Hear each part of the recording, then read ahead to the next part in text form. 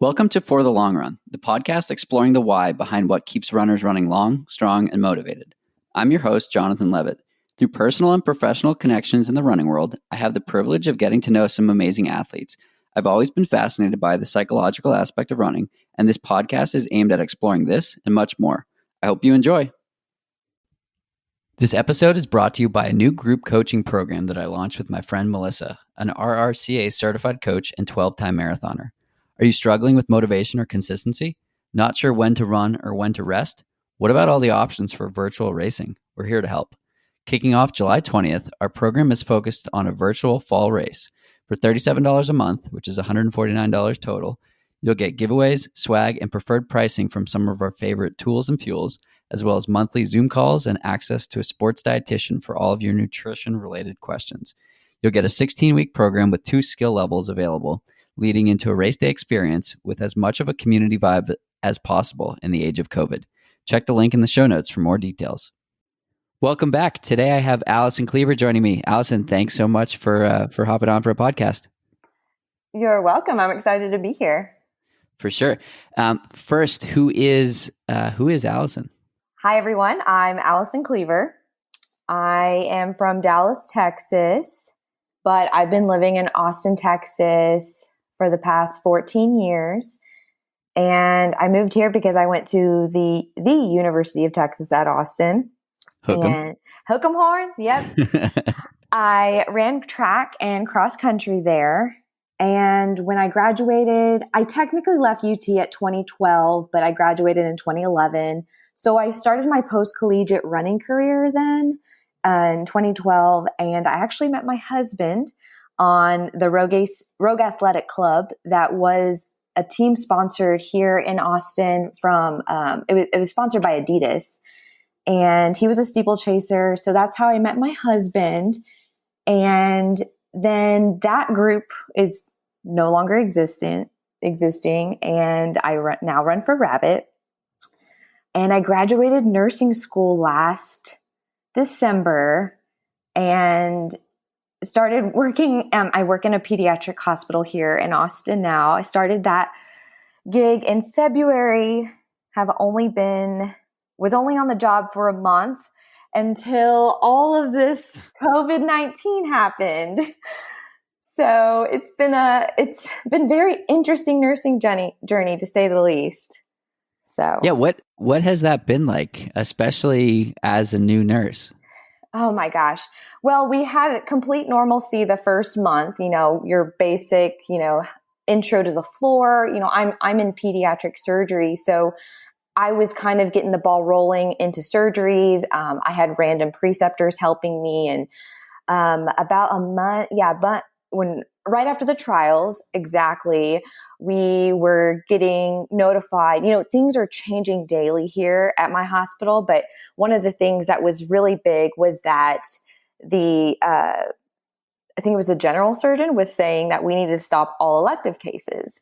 So with that being said, we went from, I probably went from 5 surgeries a day to maybe 1. And although it didn't really directly affect me in a way, like I was still working, there were times I did have to go to the emergency room and screen patients. So that was a little scary because I was in contact with people who I was in contact with someone who was positive, and I've also was in contact with people who were exposed. So I was scared, but I was willing to put myself wherever there needed to be help. I mean, I even offered to help in the adult hospitals because we thought Austin was going to get like New York. Thankfully, it never did, or it hasn't yet, but I'm willing to put myself out and help in any way. And it's, when you're new, you just kind of roll with the punches, Yeah. So I had Aaron Fredrickson, or Aaron Clark, formerly Aaron Clark, on the podcast a couple weeks ago, and she just graduated medical school, and she's a new family physician starting essentially in July, and she talked about the same thing, like, I'm here to help. I'll do whatever I can, and just tell me where to go. And I think it's an admirable and fascinating perspective to have when there's so much unknown on the other side of that. So why do you feel that way? And I say that in a good way. Yeah. No, the thing with with nursing, it's something I've always been called to do. I have always wanted to put myself in positions where I'm called to do something, and my calling, I mean, especially right now, since I'm still new, to me, I felt, well, if I don't feel useful being and shadowing a nurse here in the operating room, I know I can be more useful in the emergency room and screen patients. I mean, we're taking temperatures, we're asking them all, the basic symptoms of COVID and all that. And those are even changing every day. So I still had to learn the different lingo and what to ask certain patients, because if I let a positive patient go through those doors, they'll know that it was me or someone else, screening at the front door, the front of the hospital. So I feel that it's always been a calling. I like I said, just being new, I have felt I needed to be at the front line in any way possible. Awesome. And how does that play into your running? How do you process what goes on in your day to day with respect to your running? Yeah. So because it's so hard, because I mean, most of everyone that I run with aren't in the healthcare, aren't healthcare professionals. So with that being said, I've literally tried to not run with anyone. I see the worst of it, I guess. And people don't really understand the validity of the situation. And maybe I am the quote more extreme, but like I said, I see a different world. And when I go and run, it's like, it's my outlet. If anything, during this whole, I put a post today. Today was the first day I actually ran with people on a run. I've been running with my husband the past couple months we've been in quarantine. Like, I've just been so, like I said, I internalize everything too. I really only talked to my husband about it. And at one point we even were concerned that I might have to self-quarantine because I told you I'd been around a positive patient, or a positive person. But in terms of running, I've just been running by myself and letting everything go. That's my outlet now, So we met back in December in Austin, and if I remember correctly, you were telling me about all the groups you run with, and Yes. and like how involved you are in the Austin running community. So what is it like not having that and not having that sense of connection in person? It's been really hard. I mean, it's nice to have social media, and I feel like at one point none of us were really running together, and it was really cool. But I do miss it so much. And it really does make me appreciate, honestly, if anything with COVID, I mean, it's helped me myself understand that I don't need a race to run. But I love and miss the running community here in Austin. Like I said, I felt that this morning, and it was amazing. And I'm like looking forward to tomorrow's run. I'm already trying to plan runs for the rest of the week. I mean, it's a lot harder for me to run during the week, but on the weekends when I'm off, it just really makes me appreciate being here. Yeah, and like you, I had a different friend that I would run with every day of the week, and that was my routine. I'd pretty much only do my workouts solo, and everything else was with a friend or a coworker or a long run buddy or group or whatever. And now I'm living at my parents' house, 100 miles or an hour from Boston, and so it's not even an option.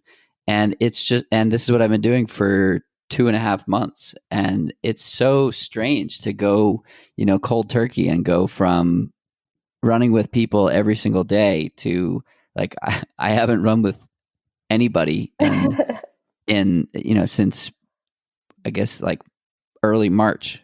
Wow. Yeah. Well, first of all, I would love to live with my parents, so I'm very jealous of you. It's bizarre, but I'm grateful. I would be too. No, I haven't seen anyone. I've been literally with my husband 24/7. I mean, not 24/7, but he's, like I said, it is tough. It's very tough. And like I said, it made me appreciate more of why I'm running. Like, I'm doing it as an outlet. I'm doing it because I want to stay healthy. I'm not doing it for the races. I'm doing it for just complete wellness. Yeah, I think it's a time when like this introspection needs to happen and people need to understand why they're running. Early on, people were still, oh yeah, the fall races will happen, so I'm going to train for that. And it's like, it's pretty safe to assume that none of those, coming on the heels of Boston being canceled outright. Yeah. I think the rest of the majors will follow, and maybe you'll get a small neighborhood 5K, but you'll get it with social distancing, and that's hard because like racing is racing. Racing is not time trialing. Racing is looking at the person next to you and saying, I'm gonna beat you, and we're gonna do this together, but I'm gonna beat you. So what's your mindset as a high level runner with that in mind? So I guess it's funny because it almost feels like the trials never happened, just because it's like we had this high pivoting moment in the end of February of this year, and then all of a sudden all this stuff happens, and I usually have a harder time coming back from the marathon, but it actually gave me more of an excuse to kind of like, hey, Allison, just relax. Like, nothing's going on. Like, you're good. Like, maybe we'll do Peachtree in July, like whatever. And so I started training again a little bit, and it's honestly made the recovery a lot easier. But honestly, I'm not going to lie, as I saw more races getting canceled, I'm like, I'm kind of glad races are being canceled, just because I felt like a sense of urgency. And although the fall, yes, there are still very many unknowns. To be quite honest with you, I hadn't really thought about the fall because it's so, for me, when I find a race or put a race on the calendar, I go all the way in. But because I don't have any of that, I'm just, like I said, I'm just running I guess I'm just training to train, I guess what you want to call. I'm not even doing workouts, but training for life. I am training for life. Yes. But so how is it going? It's going great. It's really hard. I'm not going to lie. I have a set schedule, like 6:30 to 3, Monday through Friday. So I can be really crazy and ambitious and try to get out the door at 4:30 and go on a run, which I do sometimes. I am and also do you do that because it's so hot on the other side of the day? Correct. So sometimes I try to just knock it out and get in something, and then I'll do a shorter run at the end of the day. But yeah, just because our Texas summers aren't very friendly, it is very hard right now. I'm not going to lie. What do you mean by that? It is very difficult. So just yesterday, like I should have ran at 4:30 yesterday. I didn't.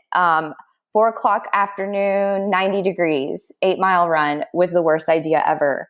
That's the rest of the summer. And you know what? It probably won't get cooler till maybe mid-October, maybe the end of October. And that's being gracious with saying that. So it's pretty bad. It's good heat training. Yes, but I'm not a good heat runner. Anyways, that we can talk about that on another day. But yeah. But you've lived in Texas your whole life, right? Okay, yes, but I am still, people think I have an advantage. I still have a really hard time of, and I think I run better in humidity than I do in heat, but it could be worse. I could be living in Houston, Texas, where it's both really hot and really humid. So I have to be thankful for where I'm at. But yeah, it's very hot here. And yeah, we call it our altitude. Yeah, we get a similar effect in the summer. It's maybe not from, April through October, but, summers in Boston in July and August, it's 90 degrees and 100% humidity. And it feels like swimming, not running. Yeah. But I love it. It's fun. Just another variable.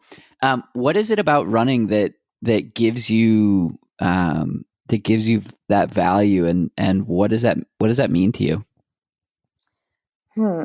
That's a good question. I just feel like I feel a sense of fulfillment. I love working hard and trying to push my body to its limit. And it just gives me, it's something that I want to leave a legacy on for, my future, my future kids, just because my family, especially my dad's side, are all runners. And I feel like because right now I'm the only, I guess, technically runner in my family right now, but it's part of a family thing, really. And I feel it is my duty to continue that and push myself. And I'm like I said, I hope my kids, want to achieve the same thing in some form or fashion. It doesn't have to be running, but just a sense of fulfillment.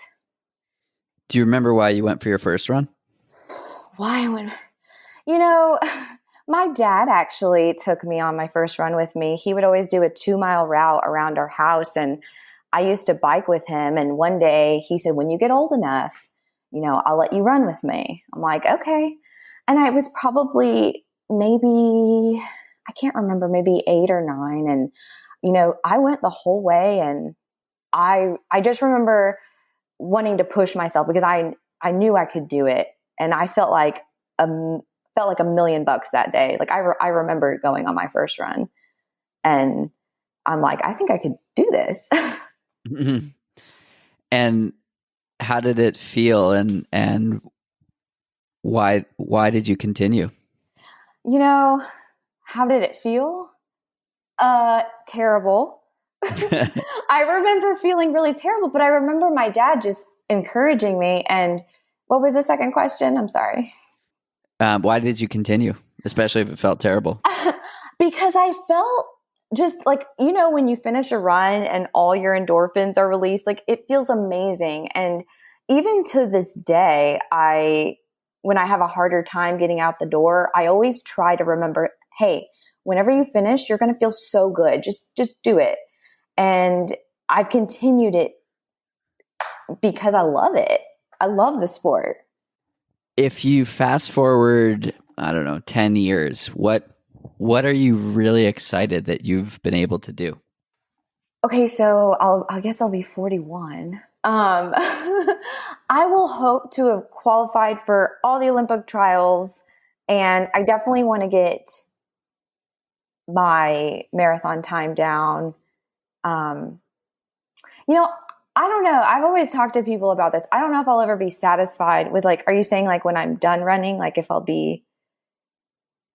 I don't know about done, but just, quite a few training cycles in the future. I mean, I don't know. It's so hard. It's so hard to think 10 years from now. I'm like, I have a hard time thinking about tomorrow. But I'm just focused on dinner. Yeah, right. No, I definitely want to get a couple more marathon cycles under me, especially I feel like there's a lot more to give. I'm a firm believer, the older you get, the better, the faster you get. And I think that holds very true. And I look up to, women like Sarah Hall, Shalane, Kara, Desi. Desi's my favorite. They're still older than me. And by just looking at how they're not old, but how they're progressing, it gives me hope that I can continue that as well. Why do you think as they've gotten older, they've gotten stronger and better? I think it's honestly the years of aerobic base. I think our lungs, I started running when I was 16. I mean, I built that base since I was 16 and I'm 31 now. I've had so many years of just a strong aerobic base that I think over the years just transfers over to when you continue doing this day in, day out. You've built, like, I call it like a house. Like, you've built this huge house of lung capacity that can take you so much farther than someone who started, later. Not to say if you started later, it's harder, but I think you have an advantage if you've been running for years and building that aerobic. Yeah, I think I totally agree with that. And beyond that, I think you just get smarter, and you're able to make decisions to contribute to longevity versus short-term wins. Like when I was in my mid and early 20s, I would not take rest days, or I wouldn't take time off because I wanted to run today. And like currently I'm in the midst of a week off just because I would rather be overly cautious, particularly at a time when, I can't go see my chiro. And I don't know that I would have done that 3 or 4 years ago. And I think that decisions like this only come by making the mistake over and over and over again. No, I completely agree. Yep. Yeah. So how are you with rest and recovery? Oh my gosh, I'm the most cautious runner you probably will ever meet. Seriously. If I feel a little ache, I'll be like, I'm not running today. I'll be fine. And that's smart. That's good that you said that. And you brought that up about being smart as you get older. You have more experience, more wisdom. You've gone through this stuff before. And because of my cautious personality, I haven't had any injuries, knock on wood. I'm sorry. I haven't had any injuries since I've been with my new coach, which was summer of 2017. Because I listen to my body so much. If I'm exhausted, I'll sleep a little bit more and I'll run when I feel like it. But I feel like I just don't like running on edge or running at that cusp of like, okay, if I go and run and do this run just to, finish my mileage for the week, is it really worth it? Or is it, and to me, I'm always like, nope, it's not worth it. I'd rather run a race. I'd rather run a race, take a day off than do this run or do this workout and injure myself. So I think sleep and rest and recovery are so important. And I think I'm pretty good at that. Definitely. I think it's a critical piece in the puzzle for sure. Talk to me about Rabbit. Like I said, I met you at in Austin, actually at a Rabbit run, which was super cool. We went for a run and then ate tacos, and it was awesome. Yes. Talk to me about being on that team. I love Rabbit. When I started, so I took a little running hiatus.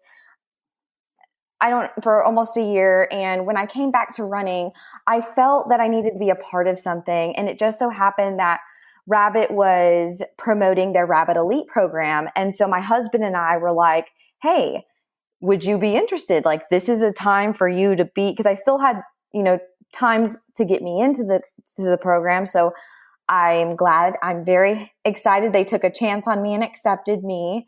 And I was just a powerhouse. When I got back to training again, I was doing so many races and I was getting, I don't know, I wanted to be a part of something. And I felt like being with Rabbit, they have a great community, and I wanted to be a part of a community that wasn't just within Austin, but was with all over the country. And I've gotten to meet so many amazing runners around and learned and also provided guidance to these people, my teammates. And after CIM of 2018, I got, promoted to Rabbit Pro now. And I absolutely love it. I think Monica and Jill are amazing women. And I think they're doing a very good job. Including everyone, because running is not an individual sport, but they've created a community where they have the Rad Rabbit, the Rabbit Elite, the Rabbit Pro, and they're so good with their social media and their presence that they're really trying to include everyone. And I love that. I really, really do. Yeah, they're doing such cool stuff with the community and with the gear itself is awesome. Yes. Which is super cool. So the program you're a part of, what does that, what's entailed with that, or what's involved with that? Yeah. So, I do get apparel from them. They'll help with travel. And as long as we're taking part in the community and, being, like I said, like they aren't the only ones, promoting themselves on social media. We also have to as well. And, I'm trying to think of other things. I mean, just, just kind of being exposed to your audience, I'm more social. I'm more on social media with my Instagram and stuff. It's just a way to connect and to get the product out there, because I think since they are still, a smaller business, like I felt like over the years, they've just grown a great reputation. And I think with having the Rabbit Pros and having, Brogan Austin, Ryan Miller, and, Katie German's on the team now, like they're really building a good, like a professional team to just keep spreading that brand. And they had a pretty awesome crew at the trials. Talk to me about the Olympic trials. Oh my gosh, that was terrible. Well, let's go and talk about that after. Okay. Yeah. Well, it wasn't how I wanted it to go, obviously.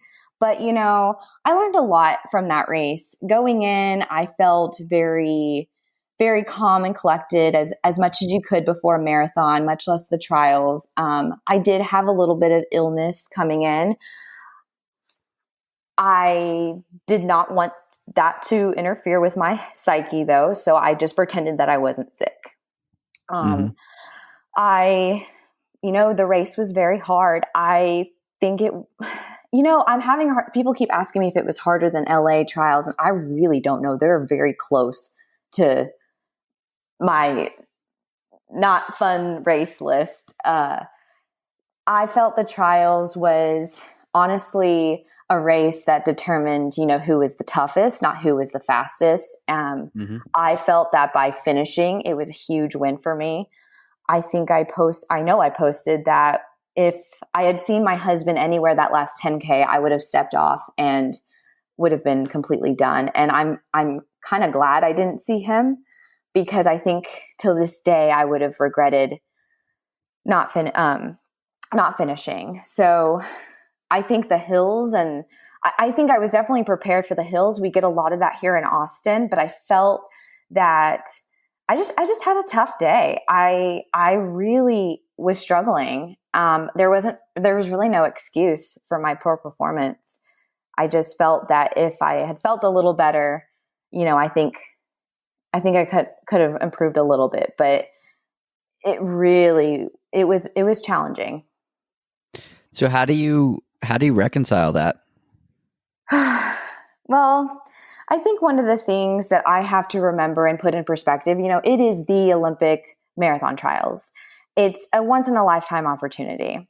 And I was very thankful to have 2 under my belt now. And what kind of made me be able to digest the race was that I had so much family support after the race. I almost forgot that I even raced. Maybe not the next day, because I was very, very sore.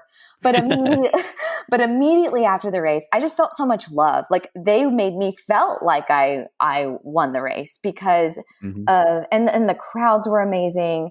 But honestly, I think as we've gone through this quarantine, I've actually thought less about the trials and just kind of proceeded to move forward. And my husband has always told me, I know this is very hard, but you did absolutely amazing. I mean, I could DNF and he could still tell me I'm amazing, but he always puts things in perspective for me, and that really helps. He tells me till this day, you finished. You didn't drop out. You finished that race. That race was tough.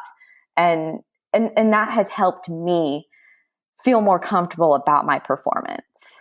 Totally. And I think that there are times when it's a good thing to drop out, and then there are times when, as it sounds like you had experienced in Atlanta, like dropping out is not a good idea, and finishing, even if the time is far off from what you want, you're going to remember that. And you're going to remember that, like, you can do hard things.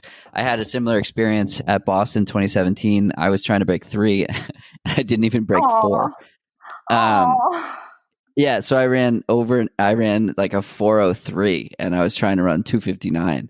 And it's like my last 10K took probably 75 minutes, and I wouldn't trade that for the world. And I vividly remember being in like extraordinary amounts of pain, and not injury pain, but probably similar, but totally different than what you were experiencing. It wasn't GI issues. It was just like massive, massive muscular cramps. And it wasn't going to cause long-term damage. So I just kept going. But it was like anytime I ran faster than a 10-minute mile, my calves would seize and I would fall to the ground. Oh my gosh. Yeah. So, but I wouldn't trade that for the world, because that's one of the hardest experiences I've ever had. And I can draw on that when things get hard in the future. And it sounds like you had, quite a similar experience. Oh, definitely. I mean, you get to a point in the race, especially when you're like, I'm at mile 25 and you're like, I literally have 1.2 more miles to go. I can do this. And I was kind of like you, my calves seized. I started walking. I'm like, who am I? I'm like, I'm finishing this race. I don't care if I'm crawling. So I had the exact same experience. I remember like stumbling my way down Beacon Street, and I was shouting at people, like, because with the Boston Marathon, people are out, they're drinking, it's a Monday, everybody's off for the holiday, and down Beacon Street, people have beers and alcohol and stuff, and I was like, I was asking for tequila, and people thought it was the funniest thing in the world, and I was like, no, like, give me a tequila shot, because I'd seen people drinking beers in other races before. I was like, I need this right now. Everybody thought it was funny, and I was like, this isn't a joke. This is serious. So what is it about the marathon that draws you in? I don't know if it necessarily draws me in, but I think the longer the better. I think something about the marathon is it's a special race. And I think it's one of those things, if you can get through that, you can get through anything. I'm still very, very new to the marathon.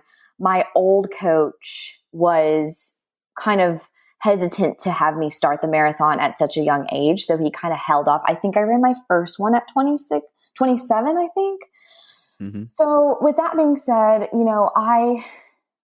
it's just an amazing event. I think it's so popular among the running community, especially here in Austin. Everyone runs the marathon. They don't run the half. They don't, it's hard to be relatable to some of the Austin community sometimes too, because if you don't run the marathon, it's like, okay, cool. Like cool. That's great. You run a fast 10 miler. Okay, cool. That's great. You run a fast 5K, but the marathon, like it's just, the epitome of road racing. I mean, it's an event that just holds so much, so much pride. It's a beautiful and very, very hard race, but it's just unique. I don't know. Talking about the Austin running community. Talk about it. It's amazing. The Austin running community, and I know I told you this, there are so many different groups, and I love tipping my toe in all these different groups and gaining these friendships. The running community is the best. In fact, I really would have a hard time if my husband and I were to leave, that I wouldn't have this anymore. I could pick 20 different people I would want to run with tomorrow if I had to. Like there's so much community here and unity, and it's so cool being involved in a city that is so active and has health as the priority, and getting fast too also helps, and I think also being a woman here in Austin and being kind of fast, I have the luxury of being around men who are much faster than me and them having helped me get to achieve my goals, because I do train, I do work out solo. So if I'm lucky and I can grab a guy that isn't doing a workout, I can get help from them. And that's kind of the luxury of the running community here, is like people want to help other people. And so that we can all achieve our goals, because running is an individual sport, but it's also a team sport. You help other people get better. And I love being a part of that. Definitely. I think I don't want to call it tiering, but the tiering of skill, speed, I don't know, whatever the way to describe that is so helpful if you can find somebody that's just a little bit faster than you. Mm-hmm. And that's what I noticed in Austin. Everybody was just a little bit faster than me. Yes. But it was super cool to run with all the different groups, and I put in like 60 miles across like 5 days, and it was Nice. super fun. But yeah, before this coronavirus thing, I had a similar setup here in Boston where the women that are on the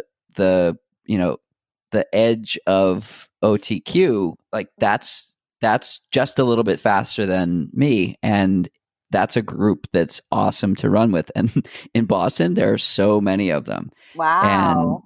And it's super cool because we have a fast Thursday group and a fast Saturday group, and I think if you pick your spots with people who are a little bit faster than you, you end up doing things that you're capable of, but maybe you didn't think you were capable of. Exactly. And it's cool. Oh, sorry. Yeah, go ahead. No, I was just saying, I think that's the beauty of being a woman, a kind of fast woman, because you still can help another woman. Like I've helped other people who are 2:45 marathoners here in Austin, but then I'm also struggling with someone who's a little faster than me to help push me and achieve my workout goals. It's really cool. Talk to me about the women's running, the status of women's running in general.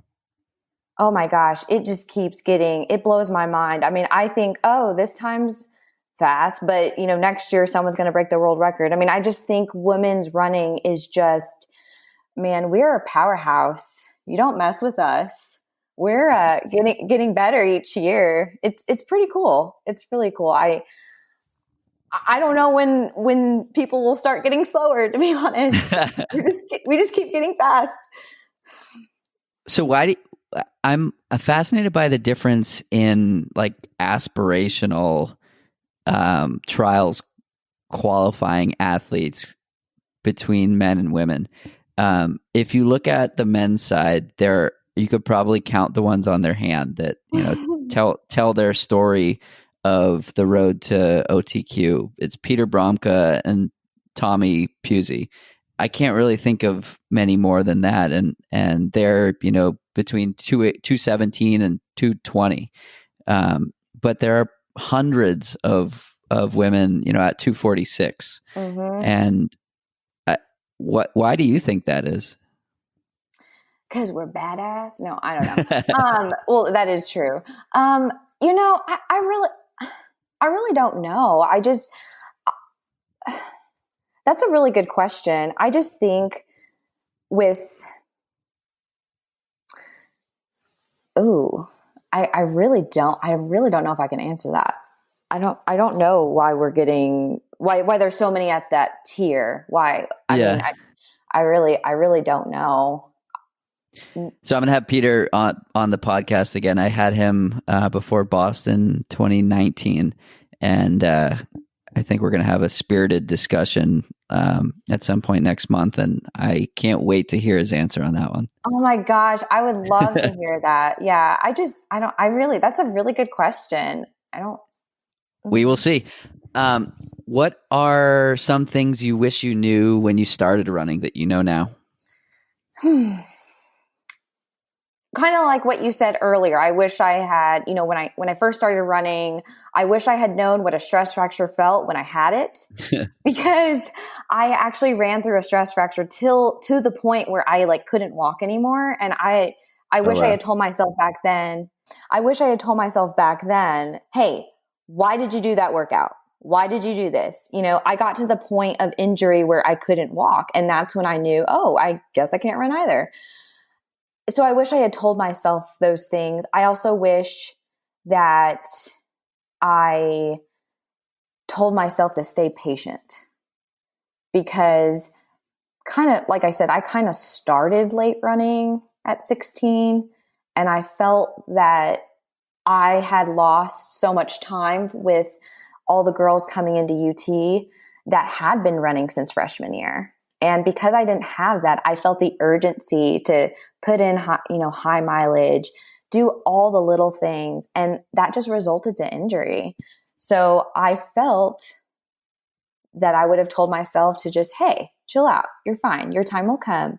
And I actually got better after college because of that. And I think the years of wisdom and hearing other of my peers talk to me about it and seeing them go through struggles has helped me also be the runner I am today. That's awesome. What are you scared of? What am I scared of? Like running wise or like in life? Wherever you go first, wherever your head goes to first. Oh my gosh. The first thing that comes to mind is the unknown. I don't like knowing, like, especially with, all this unknown right now. I mean, I don't like not knowing. But you run the marathon. There's so much unknown in the marathon. And, and you're very right about that. And I am scared, and I'm not going to lie. I am very terrified of my next marathon just because there's a lot of tweaking I need to do. I need to tweak my nutrition. I need to figure out what shoes I want to wear. I kind of kept going back and forth. Like, should I run in the Alpha Flies? Like, just kind of having doubt. And I am scared because right now I'm not having to deal with that because I don't have a marathon planned, but I am terrified because there's so much that can happen in a blink of an eye in that race. And I feel like once you go down that dark path, it's impossible to come out of that. So how do you avoid that?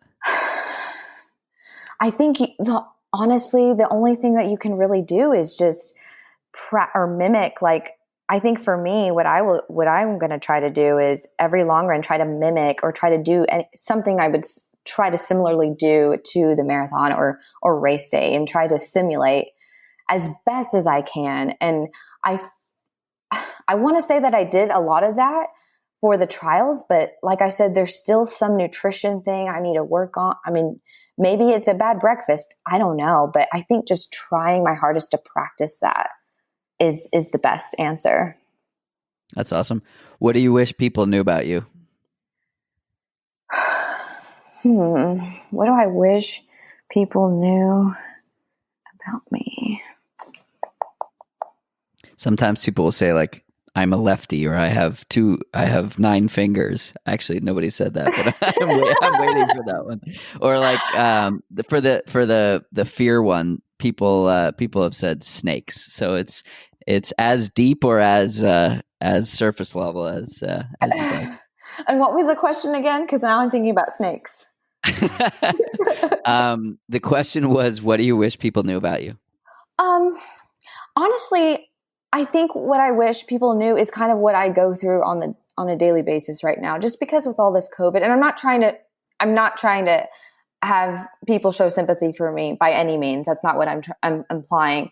But I think to just kind of get a feel of what it's like to be in the healthcare world, it is during this time, it's so hard because I feel like I'm going into this space every day that no one is accustomed to and no one sees. It's not like Grey's Anatomy. It's not.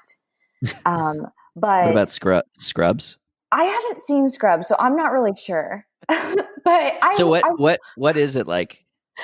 It's just very. I mean, we joke, we laugh, whatever, but it's very serious. And my heart races sometimes, like, and I'm still new, but my heart races sometimes, like every time I'm in surgery, because, the surgeon needs something. And, I'm literally the head of that surgery room. So if something goes wrong, it's basically my fault. It's very stressful. And it kind of, honestly, it's kind of that rush you get right before you start a race. And I think that's why I do so well in that environment, because I do well under pressure. Do I like it? No, not really, but I do really well, and I'm very calm and collected. I actually internalize everything, so you really don't know that I'm stressing out because I fake it and smile and do everything I can to make sure I don't show any fear or stress.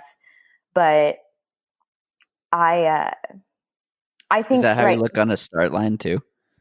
Oh, yes. Oh, definitely. And I think I do a good job. I probably joke a little bit more, but like I said, it's I'm just being fake. But I mean, I'm genuine too. Like I do, I really, I feel like it's very important. Cause in college, I used to be very, very serious, and I didn't really run well in college. And I felt that didn't help. So I felt my way of attacking a race was just pretending I wasn't racing, but then maybe 5 minutes before the race, just put on my little game face on and, focus. Cause that's the game time. Cool. Right. What's the focus? Speaking of focus, what's the focus for the rest of 2020? Is it head down, put in some miles and enjoy it? Yes, sir. So my coach and I, we have decided, when races start happening, I can start doing workouts. But right now, just focusing on building that big mansion I want to build in my lungs and get in good base. Right now I'm running between 60 to 70 miles a week. I think going over 70 is probably a little too excessive right now, because I feel like I also don't want to burn myself out, Right. So I'm really trying to, like I said, run for myself and for health, and just push on. And, if a race happens, then great. But until then, I'm just doing me. Cool. I love it. Thanks so much for chatting today. Where can we find you if we want to follow along?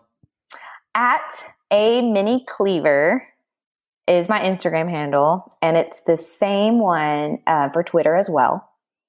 And I have a Facebook too, but I don't really check Facebook. So Facebook's not a fun place these days. No, it's not. Thanks so much for joining, and hope to see you in Austin for a run and or tacos again soon. Yes, thank you. It was a pleasure. Thank you, everyone, for listening. Thanks so much. That's it for today's episode. Like many long runs, it's sad when it has to end. I hope you join in next week on For the Long Run, and in the meantime, happy trails. If you've enjoyed this episode, it would mean a lot to me if you shared it so that others can find it and enjoy it too.